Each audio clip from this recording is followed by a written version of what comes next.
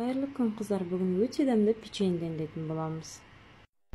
Оған бізге үй жағдайында өте қарапайым жұмыртқа, қаймақ, шекер, ұн, қопсытқыш қажет болады. Ең бірінші көріп тұрғандарыңыздай жұмыртқаның ағы мен сарысын айырып алатын боламыз. Сарысын тесті дайындауға бөліп аламыз. Ағынан қазір біздер крем жасайтын боламыз. Осы жұмыртқаның сарысына қопсытқышты, қаймақты, шекерді, ұнды салып, жақсылап тесті дайындаймыз.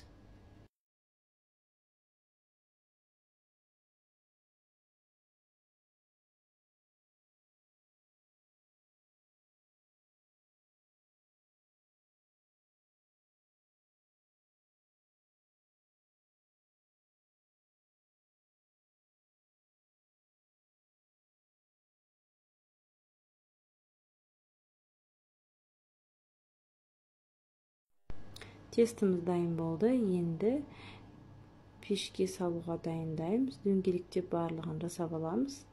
Пешке 180 градуста 30-40 минутқа қоятын боламыз.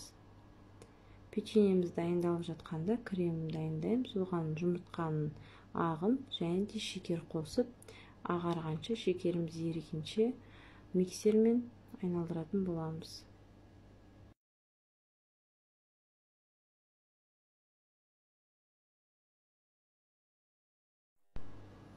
Печеньеміз дайын болды.